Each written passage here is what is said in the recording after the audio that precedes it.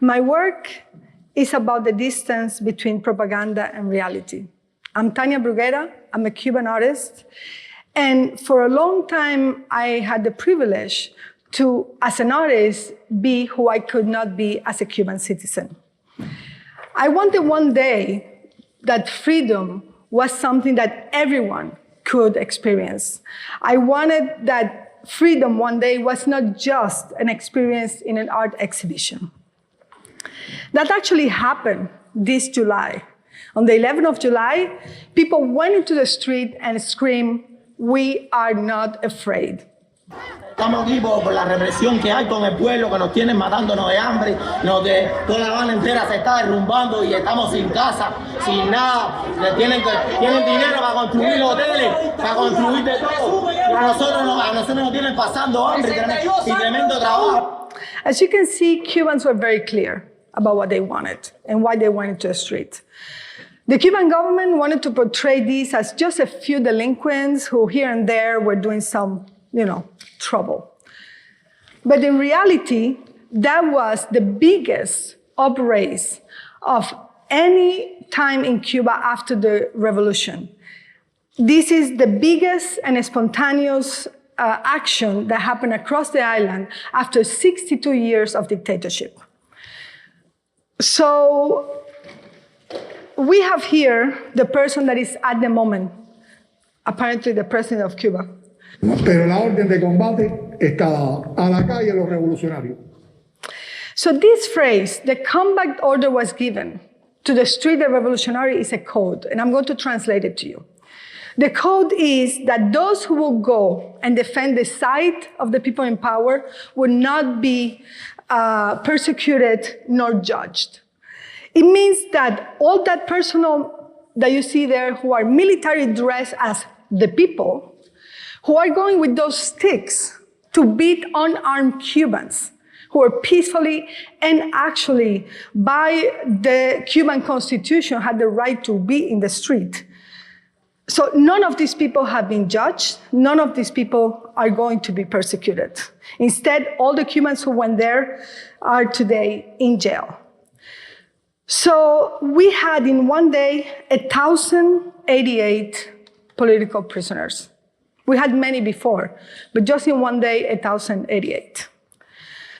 What is incredible is that Cuba in one day had more political prisoners than Nicaragua and Venezuela combined. And that Cuba became in one day one of the countries with the highest rate of political prisoner per capita in the world. We also had children who were detained, and they were treated as grown-up. We had boys and girls who actually endure some violence in those prisons and mistreat them sexually. So this was a surprise for a lot of people. What happened? Cubans raised against the government. I'll tell you, and I'll put you some information, kind of a chronological line of what has happened before July 11. Here we're going to see how the secret police, who before dressed as the people, now dress as doctors to allow themselves to invade the house of an artist where many activists were there in hunger strike for 10 days.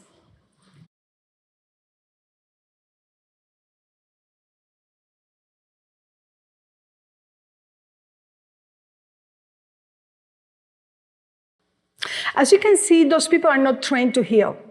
Those people are trained to subdue people and put them in prison. We are part of the community of artists. We saw these, our friends who were artists, treated that way, and we got infuriated.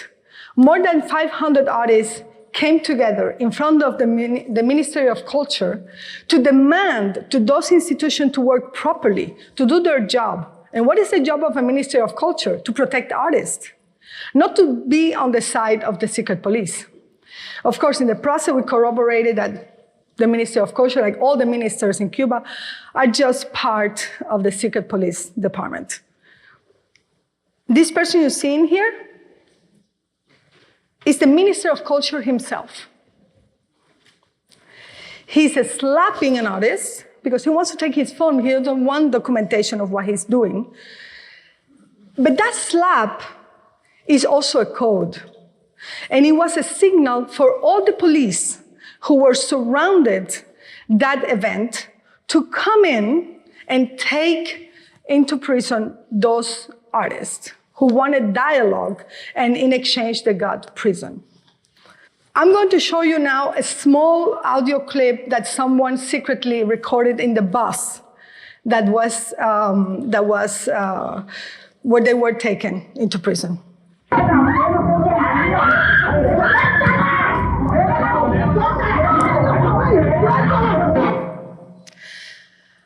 After this, we got thousands of signatures and brought this document, legal document, to the National Assembly to ask for the resignation of the Minister of Culture. 10 months later, we're still waiting. No response. On July 11, many myths were debunked.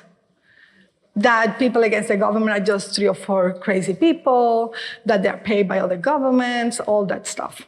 But one of the ones that was impressive to see fall was the fact that we always thought that people who had the same ideology than the people in the government were protected. Well, here we see an activist, and actually a university student, who came with a poster saying, socialism, yes, repression, no. He was taken, beaten, imprisoned, and had a trial. So there are no more myths for Cuban. I'm sorry for you. All of this happened across the internet. People were putting the stories on Facebook, on Twitter, and so on. What was the response of the government? Very easy. They took a national news program. They put private photos of activists. They put information, private chats that we had, and they actually put our telephone numbers on national TV for millions of people to see. I received many messages after that, hate messages, that I knew these were people from the government.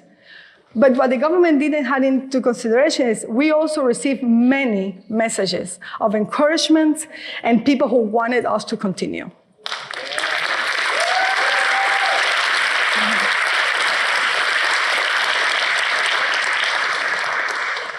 I put a demand, I put a legal defamation case against the guy who was the presenter of the program, and I got a response. I was very surprised. The prosecutors say that the government and the presenter had the right to do that because they were exercising their freedom of the press. This is a place where independent activists are in prison for doing online journalism. This is a place where foreign agencies, press agencies, are threatened by the government if they publish any article that goes and questions them. And this is the place where after July 11th, the government went to the family of the prisoners, some of them young people, and told the family, unless you remove everything from your social media, you are not going to have visitation to see your kid. But that was not enough. So what they did is they put police patrol in the house, in front of the house of dozens of activists. They wanted to neutralize us. They wanted us not to go out, not to meet. We could not either go out or receive visits. We could not even go to buy food. And if it wasn't enough, the 11th of July, I had these people in front of my house. As you know, now, I hope, Cuba is a militarized country where the law is not respected, where the Cuban regime sacrifices everything, including the Cuban people, to stay in power. The problem with Cuba is the normalization of political violence. One example of this is that the minister, the one who slaps, just announced that they're going to do next month an international art exhibition, another piece of propaganda to erase the pain of all the Cubans. So today, I would like you to join the cause of the Cuban people. I want you to join the boycott of the Havana Biennial, and I want you to join our revolution.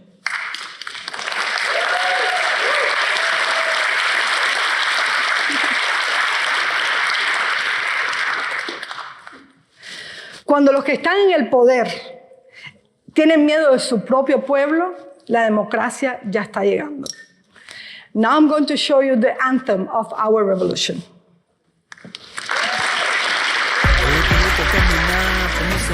Para demostrarte de que sirven tus ideales. Somos humanos aunque no pensemos iguales. No nos tratemos ni dañemos como animales. Esta es mi forma de decírtelo. Llora mi pueblo y siento yo su voz. Tu 5-9, yo